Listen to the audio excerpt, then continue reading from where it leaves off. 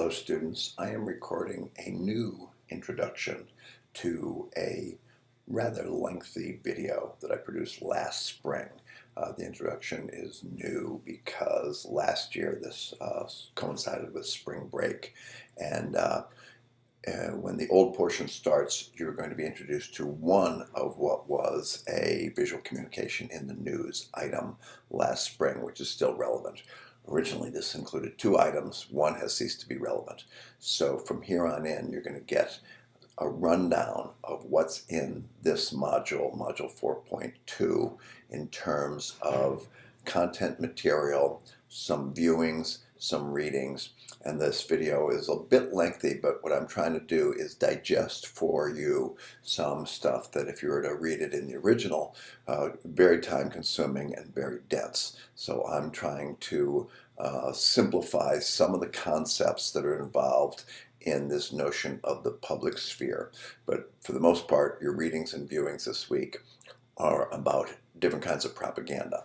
So I'm now just going to attach this new introduction to the bulk of what was the video produced last spring about the topic, which has remained consistent, which has to do with visual communication in the public sphere and particularly kinds of propaganda.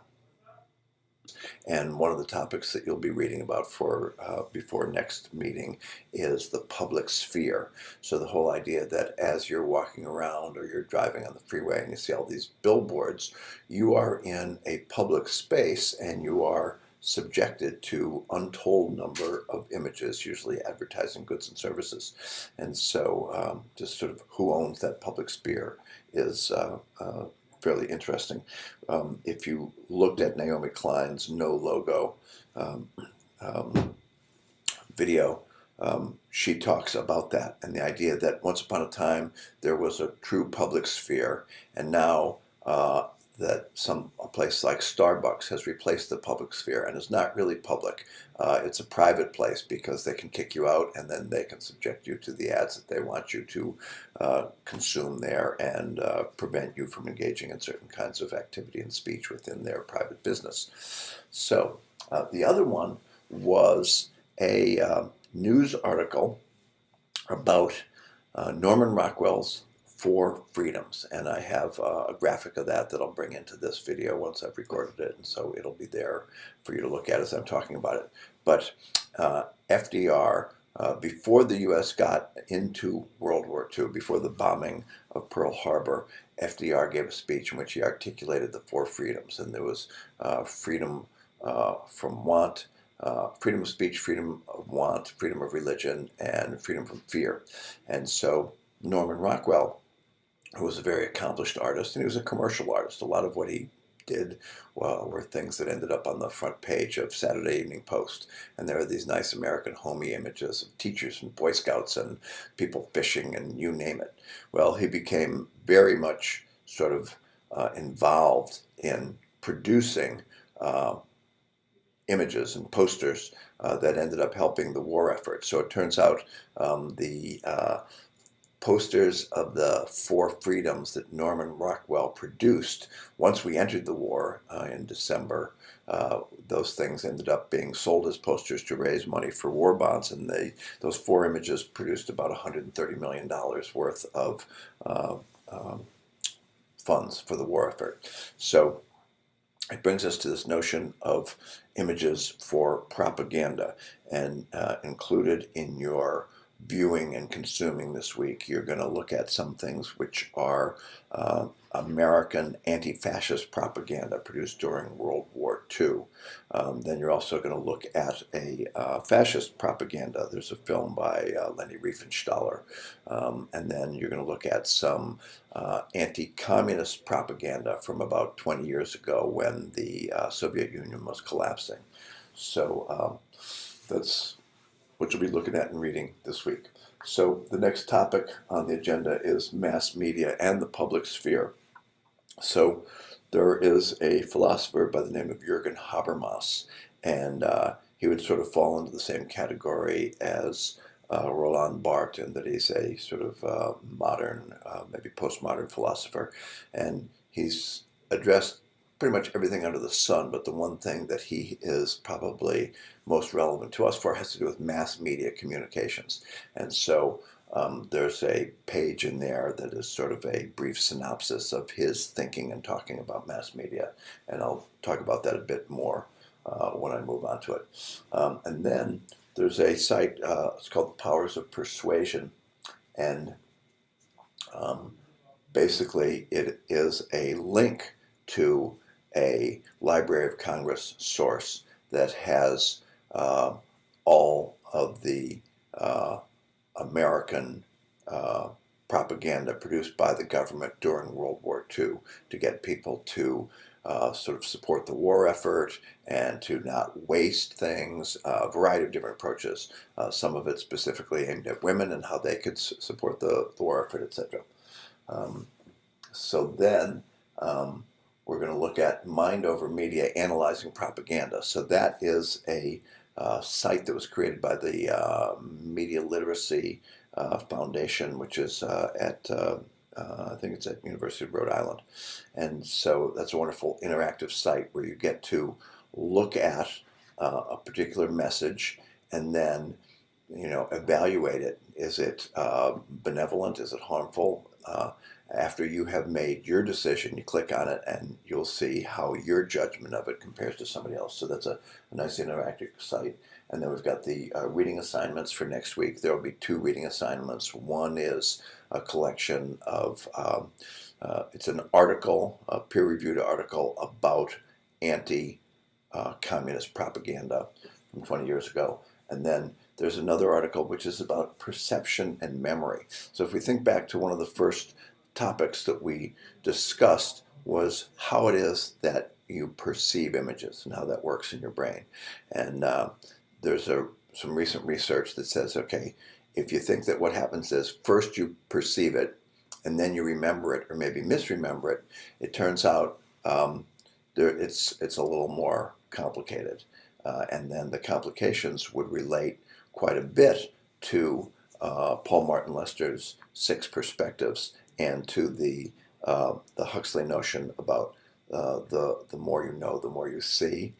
So it turns out that just taking in images visually and then responding to them is not exactly how it works. All right, so let me go through some of what we're going to do. So I mentioned the visual communication in the news, the 2 items. That the next page in the module, Mass Media and the Public Sphere, introduces you to Jurgen Habermas, and it's got a little quote from the Stanford Encyclopedia of Philosophy. So if you're ever trying to understand something about a philosopher, you can always go to Wikipedia, but if you want sort of better quality information about a philosopher, the Stanford Encyclopedia of Philosophy is similar to Wikipedia in that it is user-generated content, but it is sort of peer-reviewed, whereas Wikipedia, anybody can put anything up there. Some of it's high quality, some of it's not high quality, but the stuff in the Stanford Encyclopedia of Philosophy is all high quality. So it tells you a little bit there about Jurgen Habermas, and basically it says, if one looks over his corpus of work, one can discern 2 broad lines of enduring interest, one having to do with the political domain and the other with issues of rationality, communication, and knowledge. So it's on the level of communication that Jurgen Habermas is influential to us. So he talks about the public sphere, and on that page there are pictures of Louis XIV's Palace of Versailles. And if you've ever been there, then you kind of know how outrageous and amazing it is. I had the good fortune to visit it a few years back, but there's some pictures in there. And the idea there is that during that period, 18th century Europe, which he calls representational culture, what a king or a prince would do is create a palace that was so amazing that you would just be kind of stunned and in awe of the king and his powers just by witnessing the palace. And the couple images in there, the Palace of Versailles, will give you an idea of what that's about. Well, what Habermas says is that 18th century culture of representation gave way to something that he calls the public sphere. He's got a German word for it, Öffentlichkeit. And so this is more about things like the Masonic Lodge and the London Coffee House in Philadelphia. So now, instead of having this one fabulous space created by the king where everybody else gets just to look at it and be in awe of it. Now you've got these kind of public places where people get together and banter ideas back and forth. And so one of the differences between the representational culture, where one was active and the other was passive, this public sphere basically is a dialogue between people. So if you think about the history, the founding fathers of the United States operating in their coffee houses in Boston and in Philadelphia, and what they're doing is they're thinking about, hey, we got this King George over in England and he's giving us kind of a raw deal here. What are we going to do about this? So one of the things that Habermas claims is that the eventual decline of the King of France had to do with moving from representational culture to a public sphere, and that's what allowed for the French Revolution. And so then in that article it goes on, and there's a still image from Leni Riefenstahl's Triumph of the Will. So that was sort of an amazing moment in history when the Third Reich came to power and took over sort of the will of a large mass of people and was able to direct it in one effort with catastrophic results and sort of leading to World War II. And so we'll talk about that when I get to the particular page about Leni Riefenstahl's movie. You'll have some particular spots where I'm suggesting you take a look at those images there. But it's an example of how images can be used for propaganda in a way that can be very powerful upon people because they're operating sort of on an unconscious level. And so then a little further down, you've got this box, and it's explaining how Habermas, his theory of communicative action, is based upon Talcott Parsons, who is sort of one of the fathers of sociology, and he's got this Agile paradigm, AGIL, and those things stand for adaptation, goal attainment, integration, and latency. And so there's a little box that explains it, and in a sort of one of the simplest possible cultures in which this could be explained, he uses the hunter-gatherer community. And so I'll just read that here. It says, the four parts of the Agile paradigm four functions aim to be intuitive. For example, a tribal system of hunter-gatherers needs to gather food from the external world by hunting animals and gathering other goods. So that's the adaptation motion, where they're basically harvesting natural resources, or they're producing commodities. They need to have set of goals and a system to make decisions about such things as when to migrate to better hunting grounds. So that's the goal attainment level. And so in a more advanced culture, you get political offices, but the idea is that a community will have common goals. And then the tribe also needs to have a common belief system that enforces actions and decisions as the community sees fit. So that's where we get religious systems, and Habermas would say, and that's where mass media enters. So just like, in a simpler society, the religion of a given community or culture would give people a set of rules to live by. It's quite possible that much of that now has been replaced by mass media, has replaced much of that function about how we should be, right? The tribe also needs to have common beliefs that enforces actions and decisions as the community sees fit. Finally, there needs to be some kind of educational system to pass on hunting and gathering skills and common belief systems. And that in that category, we have family schools. If these prerequisites are met, the tribe can sustain its existence. So that's where Habermas took an idea from a previous sociologist and said, this is how a community can stay alive. And the whole thing, all four parts of it, is considered to be his theory of communicative action. All right. So then there are people who are critical of Habermas. There's a couple of them mentioned at the end of that page. Several noted academics have provided various criticisms of Habermas's notion regarding the public sphere. John B. Thompson, a professor of sociology at the University of Cambridge and a fellow of Jesus College, has pointed out that Habermas's notion of the public sphere is antiquated, due to the proliferation of mass media communications. So it's quite possible that Habermas's public sphere made good sense maybe early to mid 20th century, but now because of the evolution of mass media communications, some of his ideas might not hold true anymore. And another critic, Michael Schützen from the University of California, San Diego, argues more generally that a public sphere as a place of purely rational, independent debate never existed. So this is something that often happens when somebody comes up with a theory and they say, okay, this is how it was when Ben Franklin and some other people are sitting around in a coffee house in Philadelphia making plans for the American Revolution and the Declaration of Independence, and it's purely rational. And somebody comes back and says, wait, it was never purely rational. So your model of the change from this one public sphere to a different kind of public sphere is based upon a romantic fiction about how it was before it turned into what it turned into. Okay, so the purpose of all that public sphere stuff is to give you sort of a theoretical background within which to think about the powers of persuasion. So the next page talks about the National Archives' power of persuasions. There's a link there, and it will take you to this two-part thing, which is basically the propaganda, the American-produced pro-Allied forces propaganda during World War II. And so in there, we've got part one, which has Man the Guns, It's a Woman's War too, United We Win, Use It Up, Wear It Out, and the Four Freedoms. So back to that notion of the four freedoms are in there. And then part two is Warning, Our Homes Are in Danger Now. This is Nazi brutality. He's watching you. He knew the meaning of sacrifice, and stamp them out.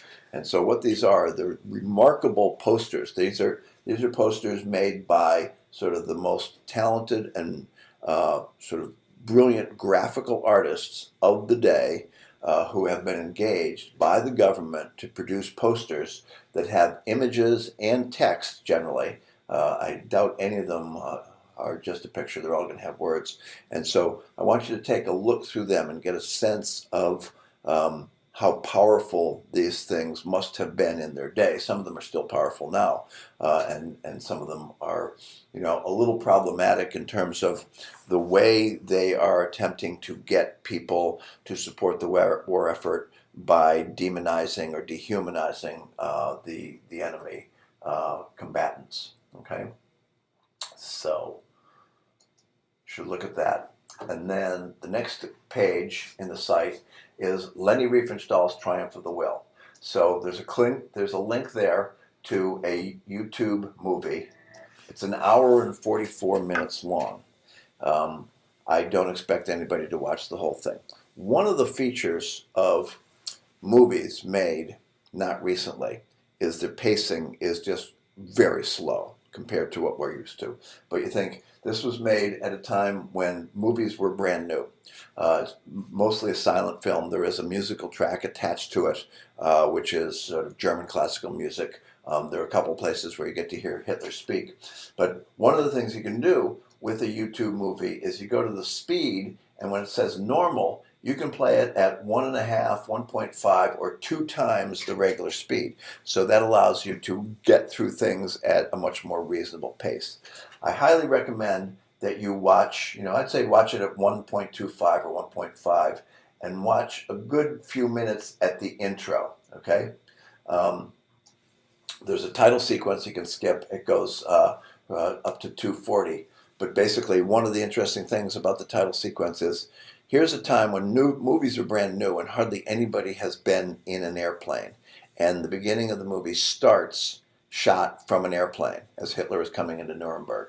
And so then below the YouTube video link, there are timestamps where I'll tell you what's in the movie. And so I'd say take a look at several of those moments. Say like when you go to 8 minutes is when Hitler arrives at his destination.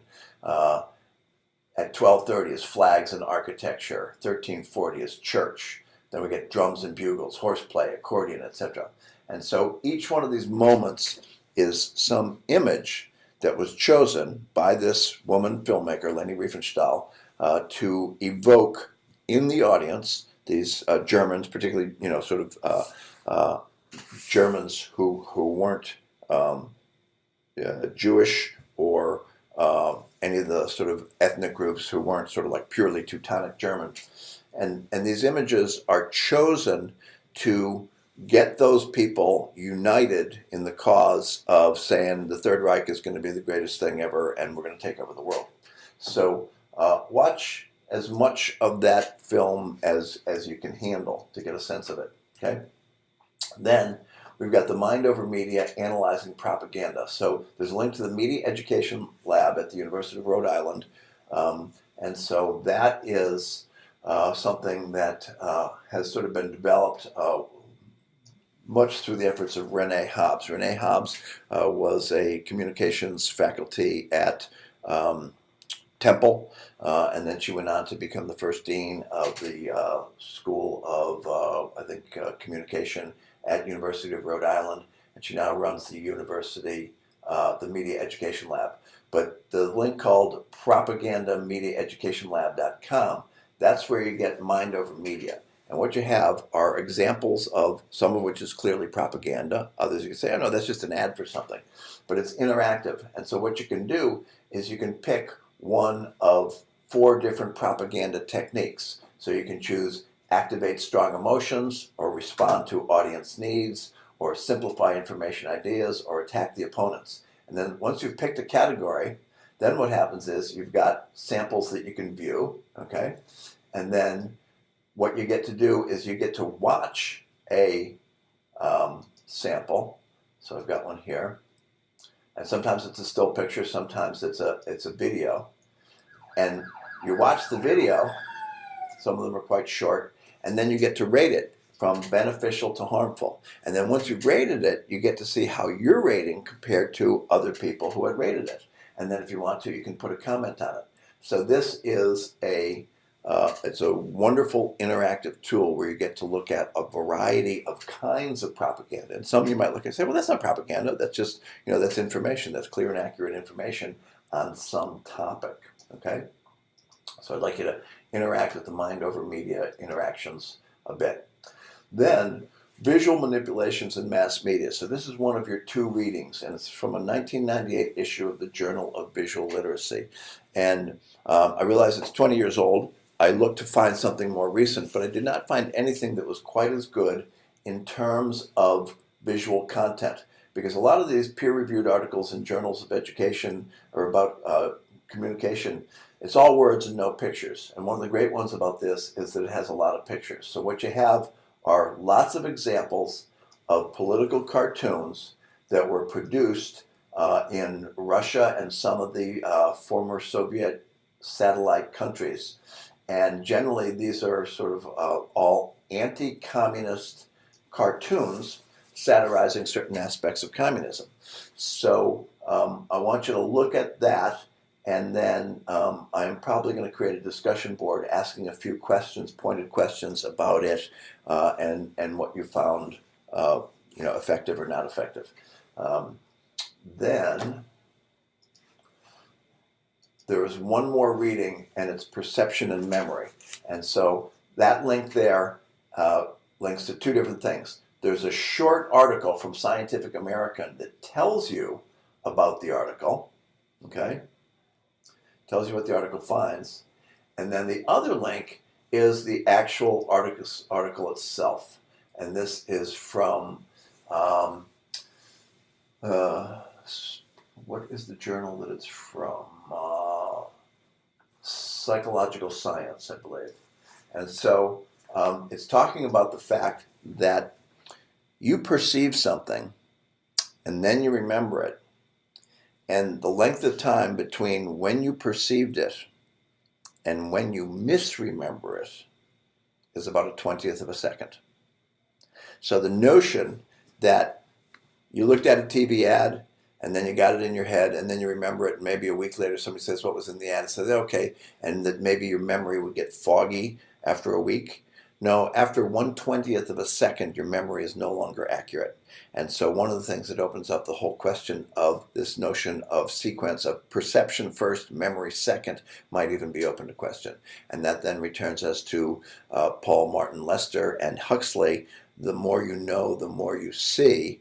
It's quite possible that what you know impacts your perception in a way that you can only perceive things that match what you already know. And that becomes a very interesting and sticky philosophical question. Okay? So I think that's the introduction that we have so far. So you can expect two things in the coming days. Three things. One, as I read your analysis of the images, I'll then be creating a video which, because you haven't shared them with each other. So what I'll be doing is creating a video that has the images that you chose, and what I'll do is share with everybody else in the class some of the things that you said about it. That's one thing you'll be getting. The next thing you'll be getting is a quiz on the chapter about perception and memory, and that'll be in Canvas by Wednesday. And then a little discussion board assignment, short discussion board, getting a response from you about the political cartoons. So we've got three different kinds of propaganda. We've got American pro-Allies propaganda as we go into World War II. We've got Nazi propaganda before World War II. And then we've got Russian and satellite country anti-communist propaganda. So that's plenty of propaganda for 1 week. I will be back in touch with you as soon as I am. So I'm going to save this, put in those images of the 4 freedoms for that portion where I'm talking about that, and then post it to YouTube. Talk to you later.